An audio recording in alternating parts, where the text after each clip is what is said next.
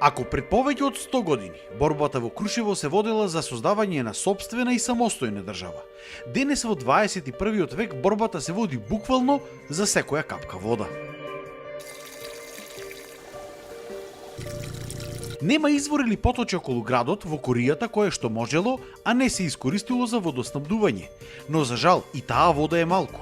Ова е еден од посушните региони кај нас, а тоа има огромно влијание врз животот во градот и секако врз туризмот.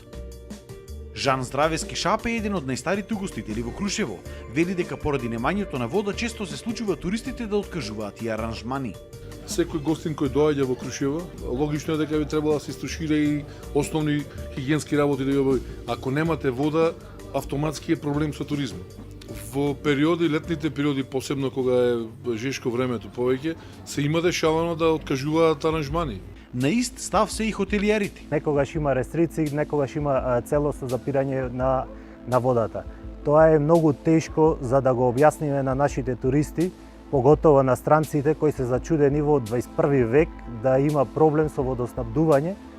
Прошлата година се случи дефект на пумпите, имавме проблем 4 дена градот без водоснабдување, бевме останати. Ние се соочивме со откажување на доста од закажаните термини на нашите гости.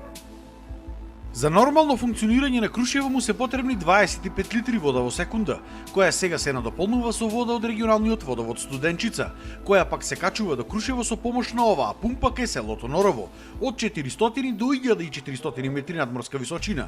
Тоа јавното предпријатие комуна го чини и по 10 до 15.000 евра месечно сметка за електрична енергија. Пари кои што тие ги немаат и само се акумулира долгот кон Евана. Кои се најкритичните месеци? Најкритичните месеци се сега август, септември, октомври, јануар, пошто и Крушево е полно со туристи и тогаш имаме доста голема потрошување. Колку често пати има рестрикции на вода во Крушево? Па има доста. Како се прават тие рестрикции во град? Пола град имат неколку часа, пола други, ноќно време имаме целосна рестрикција. Излезот во моментов се гледа во земање на вода од изворите кај селото Сланско, кои што територијално припаѓаат на општина Македонски Брод. Но жителите од Сланско и општината не ги даваат тие извори веќе со години. Зошто, што викаат, кој е оправдувањето? Па према мои информации, таму се наводнува, а ние бараме водата за пиење. Ние можеме тој проблем да го решиме, да речеме, баравме неколку алтернативи. Тие 3 месеци што ни се критични нас да дозафатиме таа вода, а потоа да се врати повторно во самото село Сланско и Македонски Брод. Со теренско возило тргнавме да видиме каде се наоѓаат овие извори. Се возевме по доста непристапен терен, а наместа моравме и да го расчистуваме патот за да стигнеме до местото. Моментално се наоѓаме на територијата на општина Македонски Брод.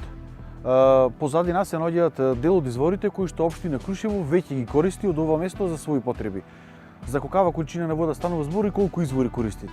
Па моментално користиме едни извори од овој дел, како кој се вика јачмениште, и дел имаме на таа страна и други извори. Под Бушова планина, од сите тие извори добиваме некако околу 4 до 5 литри во секунда во сегашно време. Уште колку литри вода на Крушево се потребни во секунда за нормално водоснабдување? Па доби уште 5 до 6 литри во секунда би било доволно за градот Крушево да се снабдува без уклучување на пумпните станици, да си биде сето по гравитација. Без приклучување, сака да кажете, на регионалниот водовод Студенчица. Стигнавме и до изворите за кои што сега се води спор помеѓу двете општини. Зашто се употребува вода? Оваа вода се употребува сега најверојатно само за наводнување, пошто нема нигде не е приклучена. Изворите не се поврзани. Селото Сланско има други извори за вода за пиење и А има други извори на претходното кај што бевме, таму имаше други извори кои се доста големи тие извори, мислам дека тие извори би го задоволиле селото Сланско.